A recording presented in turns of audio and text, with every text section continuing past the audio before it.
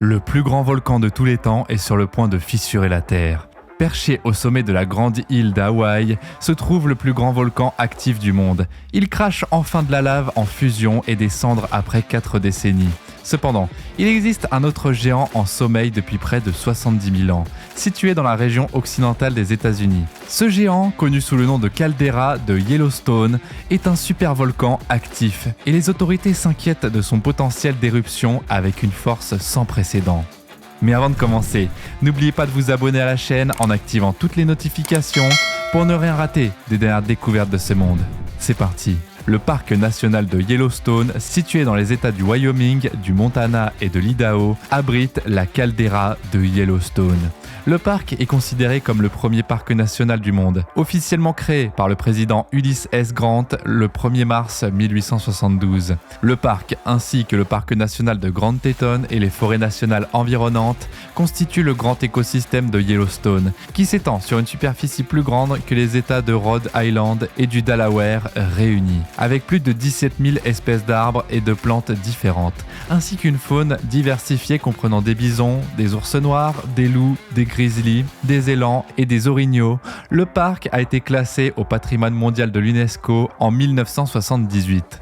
Pour information, si vous ne connaissez pas l'UNESCO, un site du patrimoine mondial de l'UNESCO est un lieu reconnu par l'Organisation des Nations Unies pour l'éducation, la science et la culture, UNESCO, comme ayant une importance culturelle ou naturelle exceptionnelle. Ces sites sont considérés comme ayant une valeur universelle exceptionnelle pour l'humanité et sont protégés par le droit international. La Grande Barrière de Corail en Australie, les pyramides de Gizeh en Égypte et la ville historique de Venise en Italie sont des exemples de sites du patrimoine mondial. Il existe actuellement plus de 1100 sites du patrimoine mondial dans le monde, répartis dans 167 pays. Par ailleurs, ces sites sont choisis par un comité d'experts et doivent répondre à certains critères pour pouvoir être inscrits sur la liste. Les visiteurs affluent dans le parc depuis des siècles pour pêcher, faire des randonnées, camper et admirer la beauté naturelle, avec un record de 4 865 381 visiteurs en 2021. Cependant, avec l'afflux de visiteurs vient la nécessité d'une planification et de réservation appropriée pour assurer une expérience sûre et agréable pour tous. Il est important de se rappeler que tous les animaux du parc sont sauvages et qu'il est strictement interdit de les nourrir. En résumé, le plus grand volcan actif du monde se trouve sur la grande île d'Hawaï, tandis qu'un autre géant, le caldeira de Yellowstone, est en sommeil dans l'ouest des États-Unis. Pour votre information, une caldeira est une grande dépression circulaire qui se forme dans le sol après l'éruption d'un volcan et l'effondrement de sa partie centrale. Le mot caldera signifie chaudron en espagnol, et ces caractéristiques sont aussi parfois appelées calderas volcaniques ou calderas d'effondrement. En plus, la taille d'une caldeira peut varier considérablement, de quelques kilomètres à des dizaines de kilomètres de diamètre. Il faut savoir que les calderas peuvent se former de différentes manières, l'une d'entre elles étant le vidage de la chambre magmatique après une grande éruption volcanique. Lorsque le magma est en éruption, il laisse un espace vide sous le volcan. Par conséquent, si le cône du volcan et la roche environnante ne sont pas assez solides pour supporter le poids des matériaux sous-jacents, le volcan peut s'effondrer et former une caldeira. Une autre façon de procéder est l'affaissement de la chambre magmatique du volcan en raison du retrait du magma. Malgré l'apparence paisible de la caldeira de Yellowstone, les autorités se méfient du potentiel d'une éruption massive. Le parc abrite un riche éventail de vie végétale et animale, ainsi que des merveilles naturelles telles que des geysers et des sources bouillonnantes. Les visiteurs sont invités à se préparer à l'avance et à respecter les règles et règlements du parc pour une expérience sûre et agréable. Il est fréquent que les supervolcans soient dépeints comme les méchants du monde géologique. Les reportages exagèrent souvent sur leur dangerosité. De ce fait, il est important de comprendre qu'il existe de nombreuses idées fausses sur ces éruptions massives. Selon l'United States Geological Survey, un volcan est considéré comme super s'il est entré en éruption au moins une fois et a émis plus de 385 km3 de matière, ce qui équivaut à un score de 8 sur l'indice d'explosivité volcanique, VEI, le score le plus élevé possible.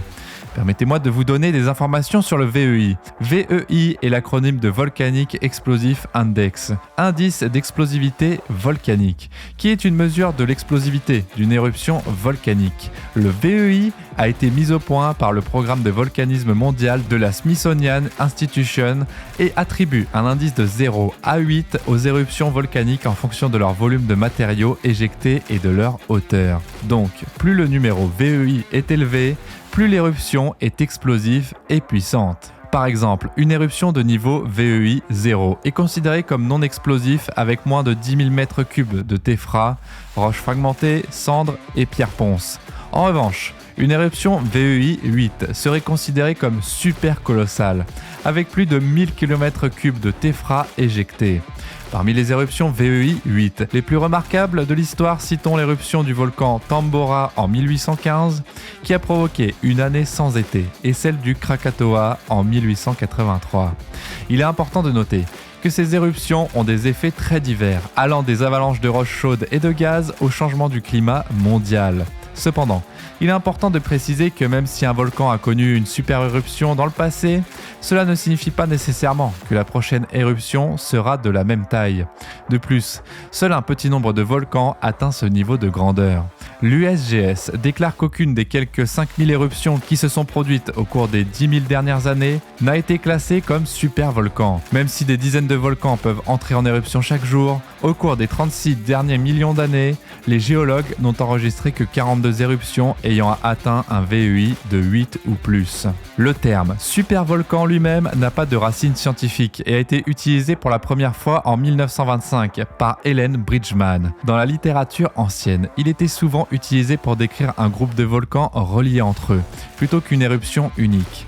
L'un des supervolcans les plus connus est celui qui se trouve sous le parc national de Yellowstone. Il repose sur une zone chaude de magma et sa surveillance est assurée par les volcanologues depuis 1923.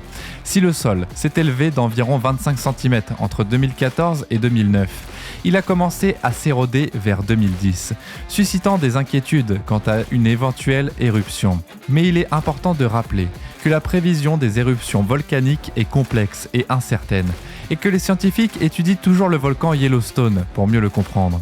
D'ailleurs, selon le docteur Steve Anderson, volcanologue à l'Université du Colorado du Nord, la possibilité d'un événement majeur au parc national de Yellowstone est préoccupante. Malgré l'incertitude quant aux résultats exacts, les experts estiment que la probabilité d'un événement catastrophique est relativement faible. Le docteur Delta Jacob Lowenstein, qui dirige l'observatoire du volcan de Yellowstone, affirme que le volcan est actuellement en sommeil et présente un faible niveau de risque. Cependant, l'activité récente sous la surface a suscité la curiosité quant à l'ampleur potentielle d'une éruption. Au cours de la dernière décennie, le volcan s'est élevé à un rythme sans précédent et connaît entre 1000 et 3000 tremblements de terre par an. Si la plupart de ces secousses sont mineures et difficiles à détecter, les géologues peuvent les utiliser pour déterminer la vitesse à laquelle la chambre magmatique se remplit. En effet, si les grondements deviennent plus prononcés, cela pourrait indiquer qu'un nouveau lot de magma a été ajouté à la chambre. Toutefois, malgré une augmentation de l'activité sismique, les scientifiques ne prévoient pas de menaces importantes dans un avenir proche. En raison du manque d'observations directes, il est difficile pour les experts de prédire la prochaine action de Yellowstone. Par contre, en examinant les éruptions passées du volcan, nous pouvons avoir un aperçu de son comportement. Les données géologiques indiquent que Yellowstone est entré en éruption 3 fois au cours des 2,1 millions d'années écoulées, avec des intervalles d'environ 600 000 à 800 000 ans entre les éruptions.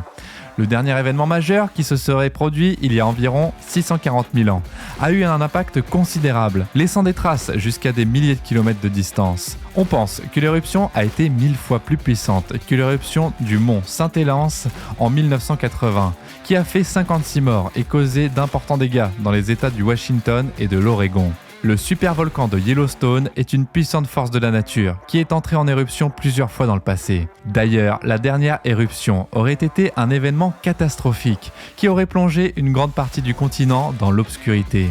Les coulées pyroclastiques, composées de morceaux de roches chaudes et sèches et de gaz, auraient balayé le paysage, enterrant et écrasant tout sur leur passage. De plus, le magma en fusion qui s'est élevé du sol et dévasté des kilomètres de paysages magnifiques.